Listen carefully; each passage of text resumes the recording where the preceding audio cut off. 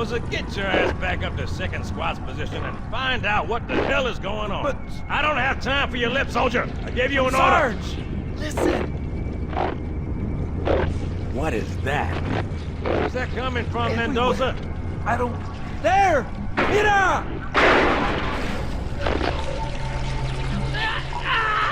Hold still! Hold still! Let him have it!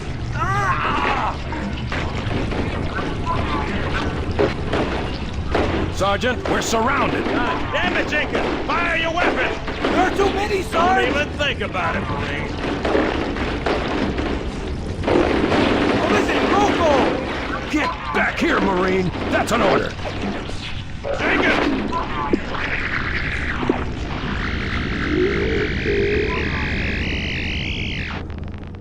So, Johnson, when you gonna tell me how you made it back home in one piece? Sorry, Guns. It's classified. And today we're going to unclassify it. Or at least a part of it.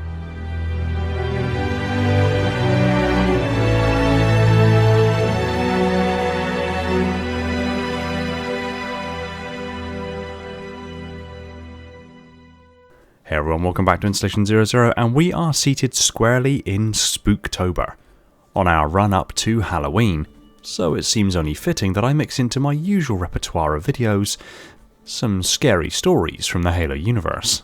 And luckily there's certainly not a lack of those. So between now and Halloween, expect a few more scary stories, with a Halloween special being released on the 31st of October. But moving on to the meat and bones of this video, Sergeant Johnson is, without a shadow of a doubt, a fan favourite character within the Halo universe. And of course, we saw him with Private Jenkins and Jacob Keyes within the Flood Research Facility on Installation 04. And that is, truth be told, the last we see of him for the rest of the campaign, ignoring the legendary ending, of course, which, strictly speaking, isn't canonical. So for most of us fans playing Halo CE back in the day, we assumed that was the end of Sergeant Johnson's story. The only survivors from the Halo ring were the Master Chief and Cortana. However, a couple of years later, not only were we proved wrong that Chief and Cortana were the only survivors of Installation 04, but that Sergeant Johnson, who was there in the Flood Research Facility when they were released, also survived. Yet even in the book that details these additional survivors of Installation 04, being Halo First Strike, did not go into details about the specifics of how Johnson survived the Flood Research Facility. And for the many who didn't read Halo First Strike, the first they knew that Johnson had survived was in the opening cutscene of Halo 2, where even another character in the universe queries how the hell he survived it, to which he just responds that it's classified. Yet there is a little known about story that details exactly what happened and what Johnson did to escape the Flood Research Facility, and it comes within the Halo graphic novel, the story titled Breaking Quarantine by Tsutomu Nihei, an award-winning Japanese manga artist who's been professionally drawing comics since the mid-1990s. And in spite of this story being nothing but pictures, today we're going to explore Johnson's story on how he escaped and survived Installation 04.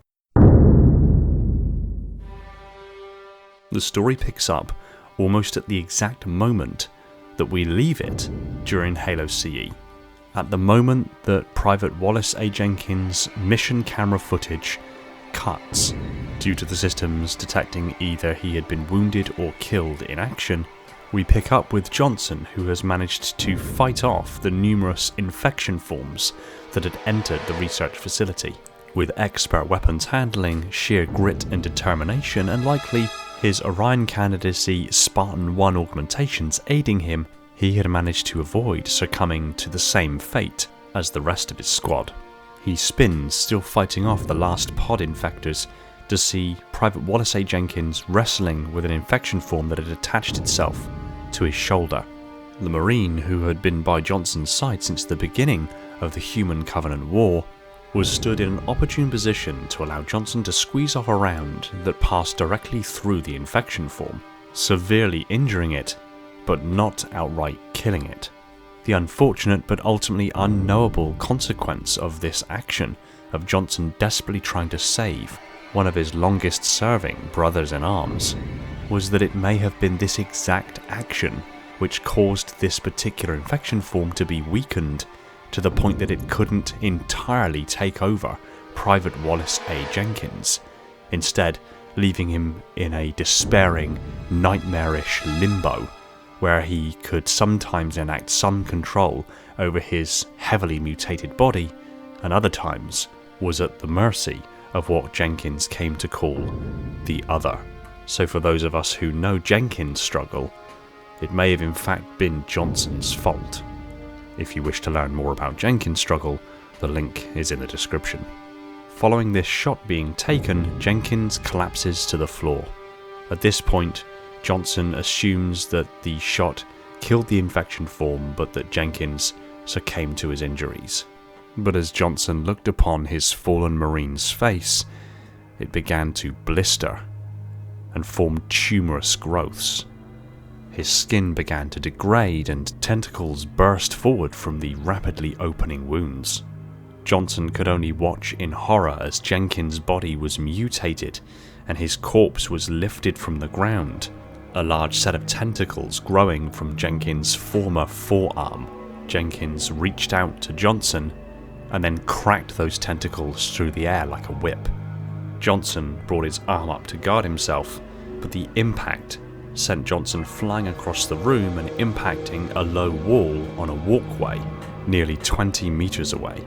As Johnson gathered his senses, he could see Jenkins and other Marines' flood-infested corpses charging towards him. He quickly got up and ran through a doorway, sealing the door behind him with the affixed UNSC spoofer.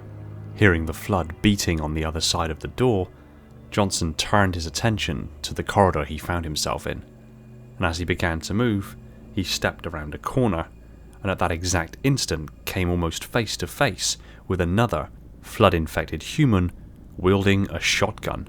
Johnson reacted just in time as an 8-gauge shotgun shell was discharged, passing mere inches above his head and impacting the wall behind him. Johnson retaliated with a hail of bullets from his assault rifle, which at such close range nearly cut the flood form in half.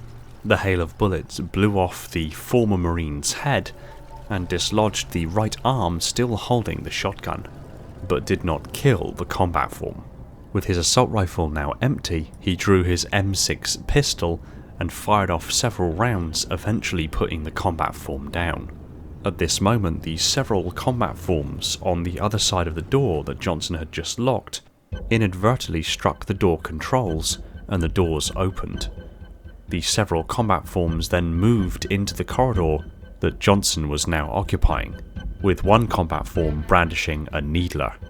It opened fire and Johnson immediately ran clear. He rounded the corners of the corridor pursued by the flood and out into an expansive chamber with a light bridge joining the two sides. Johnson immediately began running across the light bridge, but when he was only halfway across, one of the combat forms deactivated the light bridge. Johnson leapt the gap as the light bridge deteriorated and only just landed at safety on the other side. The combat forms pursuing him had jumped down into the floor of the chamber, and as Johnson stood and ran for the door, they jumped back up directly behind him. He primed a fragmentation grenade and dropped it on the floor as he ran through the door, and then took cover on the other side.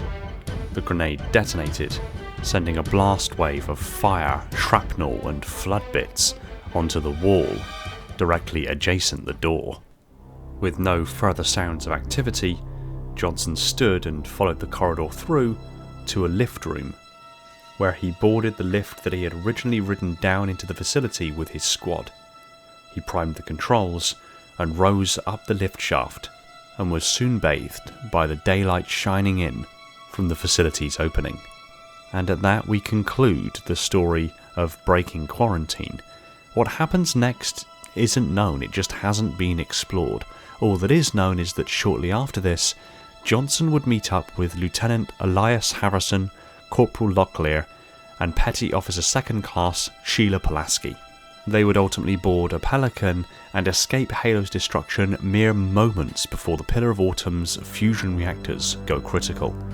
They would hide away in the debris field of the destruction of Halo until they noticed the GA-TL-1 longsword carrying the Master Chief and Cortana nearby, that they would then dock with, and so would begin Johnson's story as detailed in Halo First Strike. And although I've covered those events on a few occasions within other larger videos, if you want me to cover those events, put your comment in the description down below. And until next time, thanks for watching. If you enjoyed the video, consider hitting the subscribe button and ring the bell so you don't miss out on future videos. Be sure to like the video if you did, and pop a comment below on what you'd like me to cover next. I just want to take a moment to thank my patrons, Spartan10148, the Metarch of my facility, Falcon, Sophia, Mikhail, Ashley, Jordan and Esoteric Sight, my dutiful monitors, Darian, Legions Lost, Lab Rat, Spartan0137, Jacob Kemp, Sean, Element Zero, J3, Mr. Keys, Gunslinger, Evermore, Personal Devil, Aldeas, Toxic, Scion Esports, Gem Saber and Relentless, my diligent sub-monitors, my fleet of Strato Sentinels, my loyal enforcers, and all other patrons who continue to support the channel. If you want your name on the end of the video and some perks earned along the way, head over to Patreon and consider supporting the channel yourself. Big shout out to my Tier 0 Transcendent YouTube members, Spartan137, Jacob Kemp, Talia, Fenrir, Bornstella, Jimbo and Balaz, and all the other YouTube members keeping my installation running on that glorious vacuum energy, with a special mention to the Accursed Hunter. Shout out to John due to the mathematical formula used to determine the area within a pentadodecahedron. Oh, and Lena because that sandwich. And remember, there are tons of ways to support the channel and keep my installation pumping out content at a breakneck speed. Much love to you all, take it easy everyone, and find peace in the domain.